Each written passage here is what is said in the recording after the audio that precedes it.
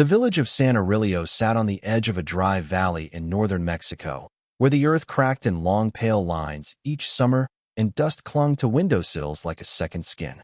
From a distance, it looked almost beautiful: whitewashed houses, a narrow bell tower, low hills glowing amber in the evening sun. But up close, the village carried the quiet exhaustion of people who had been waiting too long for relief. For 3 years, rain had come late and left early. The cornfields beyond the village had thinned to brittle stalks. The orange groves near the old road produced fruit no larger than fists. Men who once worked the land now sat outside the cafe, discussing weather reports as if they were battlefield rumors. Women learned to stretch every bucket, every loaf, every prayer. Even the church of San Gabriel, which had stood at the center of the village for more than a century, seemed dimmer than before. Its wooden doors still opened every morning. Its bell still rang, but fewer people came inside. Hope, in San Aurelio, had become something people spoke about in the past tense. Only one person still walked to church every evening without fail. Her name was Isabel Navarro. She was 17 years old, with dark hair she usually tied back with a faded blue ribbon, and eyes that always seemed to be listening for something. Isabel lived with her father and younger brother in a small adobe house at the far edge of the village near the reservoir road. Her mother had died 2 winters earlier from a fever that spread too quickly and left too little time for doctors or goodbyes. Since then, Isabel had taken over much of the house, cooking, cleaning, minding her brother Tomas, and trying to keep her father from sinking too deeply into the silence that followed grief. He had once been a man who laughed easily. Now he spoke mostly in short sentences. Her brother, Tomas, was 9 and thin as a reed, with a cough that returned every few weeks and a habit of asking questions no one could answer. Will it rain this month? Did Mama hear us when we buried her? Why does God wait so long to help? Isabel never knew what to say to that last one. Still, every evening, she climbed the worn stone steps to the church, lit a candle before the statue of the Virgin Mary near the side altar, and prayed. The statue was old, older than the church, according to Father Lucero. Its paint had faded over the decades. The white robe was chipped at the hem, the pale blue mantle softened by years of dust and candle smoke. One hand extended outward in welcome. The other rested near her heart. The face was simple, not finely carved, but kind in a way that made people lower their voices when they stood near it. When Isabel was younger, her mother used to bring her there. If the world grows too heavy, she would whisper, adjusting Isabel's braid, speak to the mother. She always listens longer than people do. So Isabel continued speaking, even after most others stopped expecting answers. One Thursday in late May, the heat lingered long after sunset. The whole village seemed to hold its breath. Not a leaf moved in the fig tree outside the church courtyard. The sky above San Aurelio burned red and violet before darkening into a deep blue without wind. Isabel entered through the side door and found the church nearly empty. Only 2 candles remained lit near the main altar. The scent of wax and old wood hung in the still air. Somewhere in the nave, a board creaked softly as the building settled into night. She went to the statue, struck a match, and lit her candle. The little flame flickered once, twice, then steadied. Isabel knelt. At least help Tomas, she whispered. If you can't help the fields, or my father, or this whole town, then please help him. He tries to be brave, but he's just a child. She lowered her head. Please don't let him get worse. Her voice broke on the last word. She pressed her fingers together more tightly. I know everyone asks for miracles.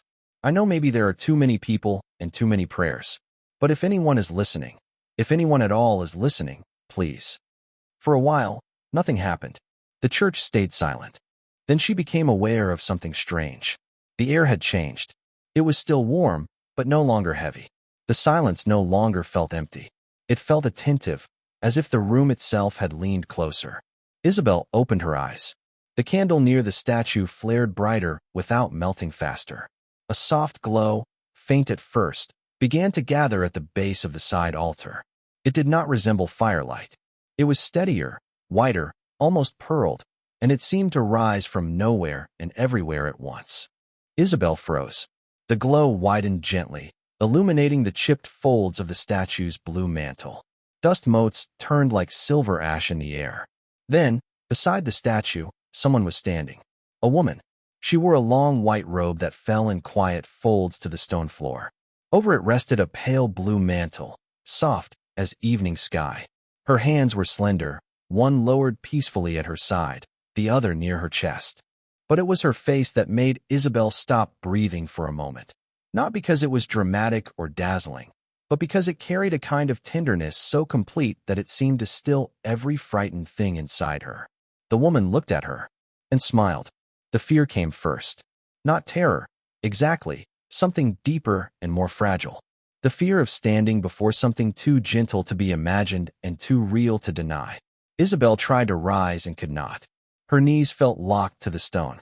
The woman took a small step forward. "Do not be afraid," she said.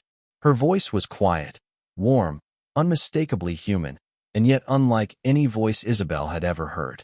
It seemed to reach her not only through the air but through memory, through every childhood prayer, every candle. Every night, she had whispered into darkness hoping someone might hear.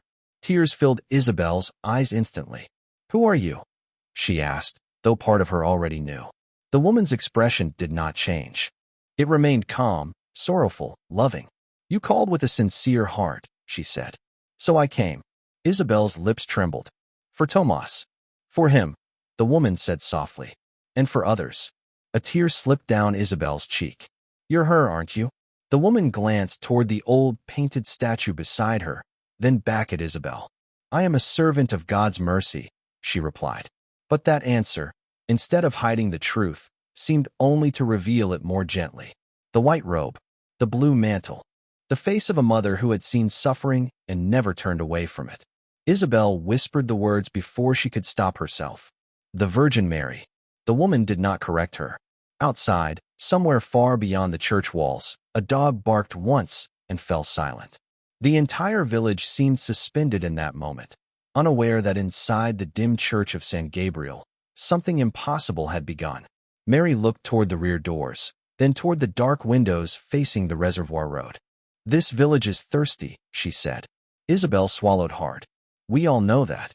Mary's gaze returned to her. "Not only for rain." The words settled into Isabel like a bell tone. She wanted to ask 100 questions. Why here? Why now? Why me? Would Tomas live? Would the drought end? Would her father smile again? But before she could speak, Mary took another small step forward, and the light around her deepened. "There is something buried beneath the forgetting of this place," she said. "Something that must be remembered." Isabel stared at her through tears. "What is it?"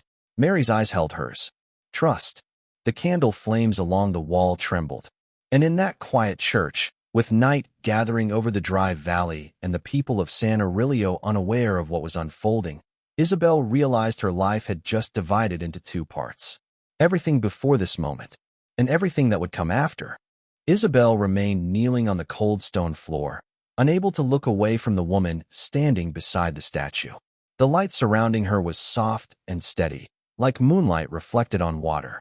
It filled the side of the chapel without casting harsh shadows, and somehow the room felt larger, calmer, as if the walls themselves had stepped back to give the moment space. Isabel's heart beat loudly in her chest. "Why did you come here?" she finally whispered. The woman looked toward the dark wooden doors of the church, then back toward the statue beside her. "For the same reason I always come," she said gently. "To remind people that they are not forgotten." The words seemed simple, but something about the way she spoke them made Isabel feel as if they carried more weight than she could yet understand. Outside, the wind moved faintly through the fig tree in the courtyard. The woman turned slightly toward the window that faced the valley. "This town once prayed together," she said quietly, "not only in fear, but in gratitude." Isabel wiped her eyes. "My mother used to say that," she said. The woman smiled softly. "Your mother remembered."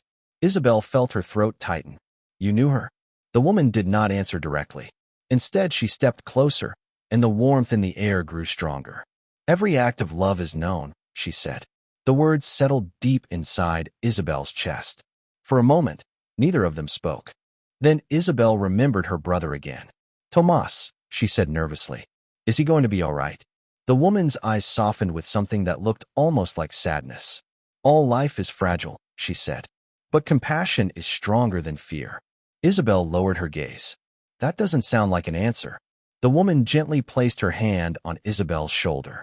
Sometimes the answer is not what people expect, she said.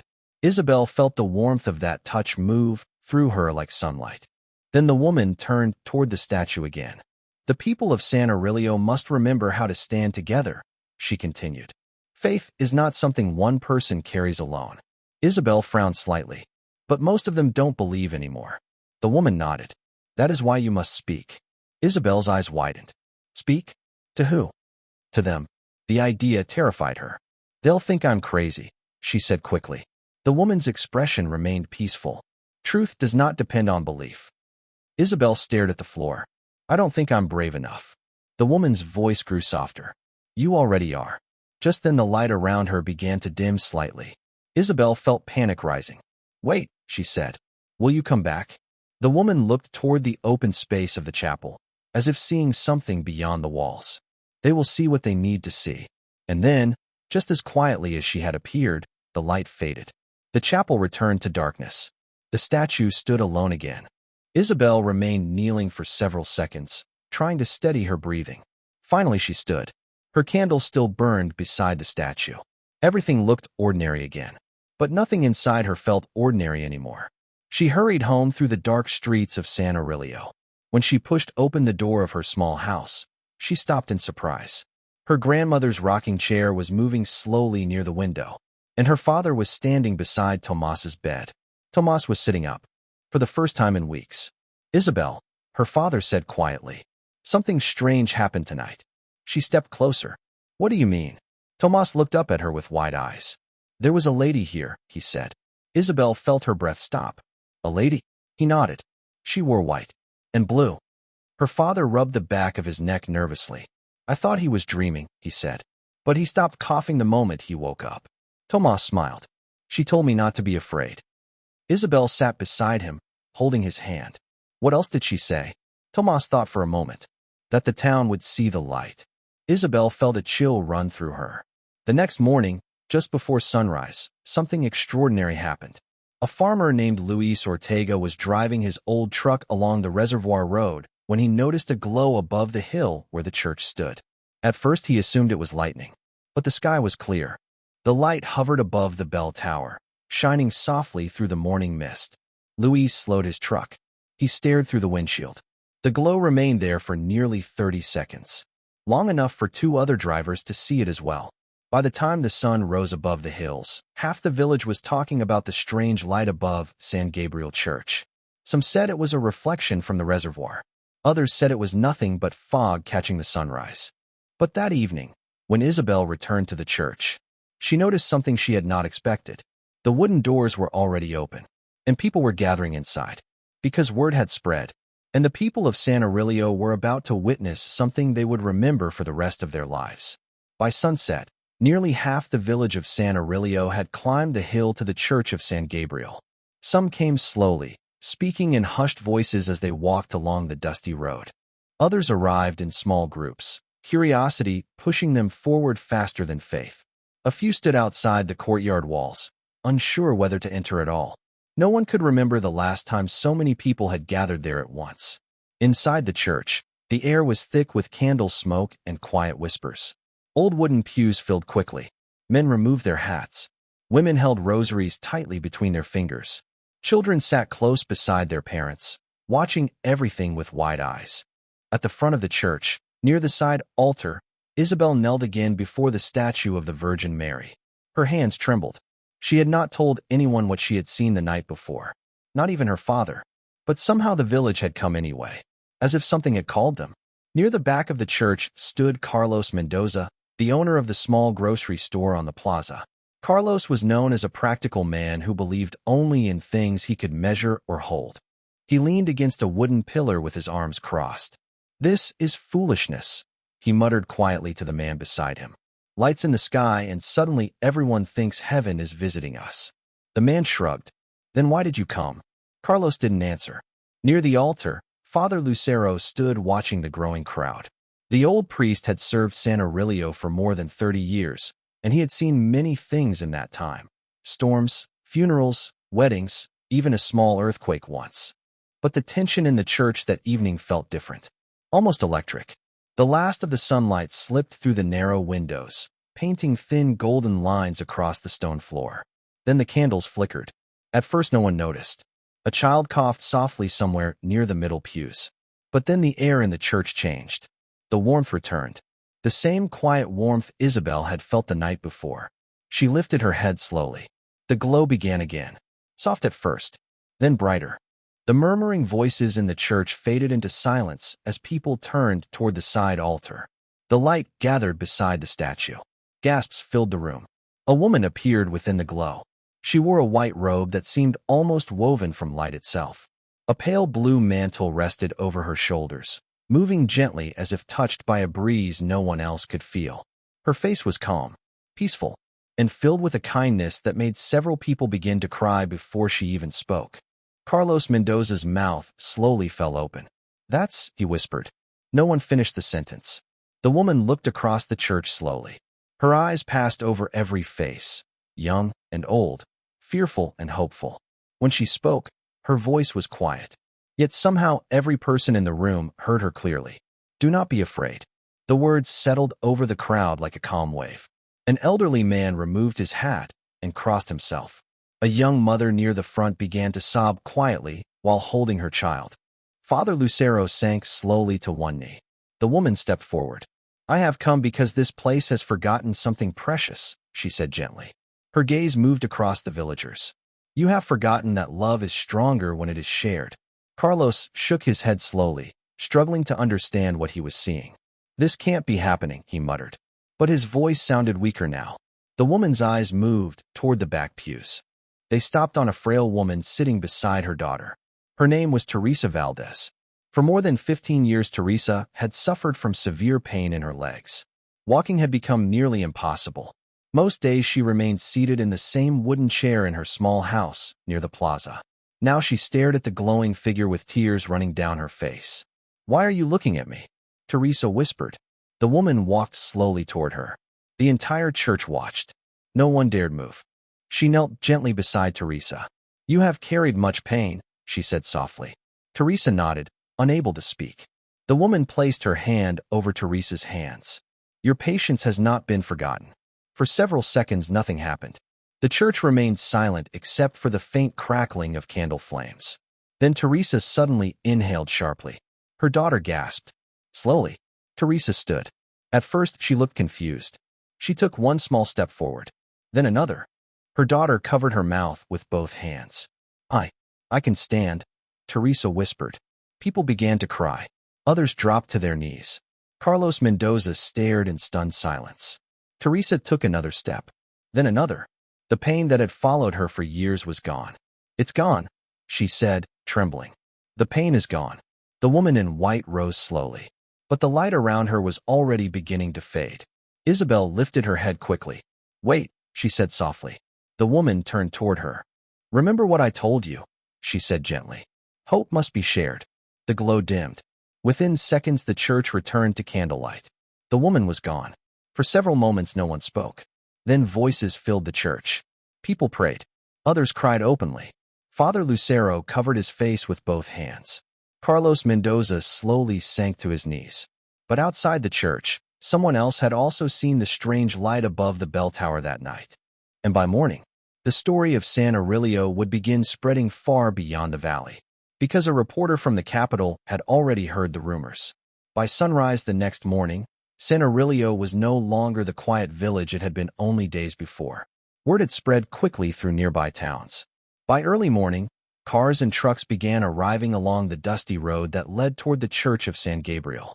People stepped out carrying cameras, rosaries, notebooks, and questions. Some came hoping to see a miracle. Others came determined to prove there wasn't one. Among them was a journalist named Daniel Romero. Daniel worked for a national television network in Mexico City. He had spent more than 10 years reporting on strange stories, mysterious lights, supposed miracles, unexplained healings. In almost every case, he eventually discovered the explanation behind the rumor. Usually it was simple: confusion, exaggeration, sometimes even deliberate lies. When Daniel stepped out of his car at the base of the church hill, he fully expected this story to be the same. He grabbed his camera bag and notebook and began walking up the dusty path toward the church. A crowd had already gathered outside. Some villagers stood quietly praying. Others spoke excitedly, pointing toward the bell tower and telling the same story over and over. Daniel approached a small group near the chapel steps. "Excuse me," he said politely. "I'm a reporter. I heard people saw something unusual here last night." Several people nodded immediately. "A woman appeared," one man said. "In the church," another added. Daniel wrote quickly. "And you believe it was the Virgin Mary?" The man shrugged. "What else could it be?" Daniel raised an eyebrow but continued writing. Then someone pointed toward the church door. "That's Teresa Valdez," a woman whispered. Daniel turned. Teresa stood near the entrance, speaking quietly with several villagers. Daniel approached her. "I'm told you were healed last night," he said. Teresa looked at him calmly. "I was," she answered. "You couldn't walk before?" "For 15 years," she said. Daniel glanced down at her legs. "And today?" Teresa slowly stepped down from the chapel steps. One step, then another. Her movements were steady, confident. "No pain," she said simply. Daniel stared at her for several seconds. He had seen people claim miraculous healings before. But Teresa didn't look confused or emotional. She looked certain. Still, Daniel remained skeptical. "Sometimes strong emotions can make people feel temporarily better," he said carefully. Teresa smiled gently. "You can believe whatever you want," she said. Then she turned back toward the church. As the day passed, the crowd continued to grow. By late afternoon, nearly 300 people had gathered around the small church. Some knelt in the courtyard praying. Others waited quietly, watching the doors. Daniel stayed. Part of him expected nothing more to happen. But another part of him, one he didn't usually listen to, felt strangely curious. Just before sunset, Isabel arrived again. The villagers recognized her immediately.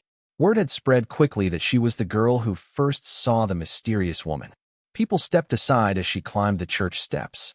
Daniel watched her carefully. Inside, the church slowly filled again. Candles flickered near the altar.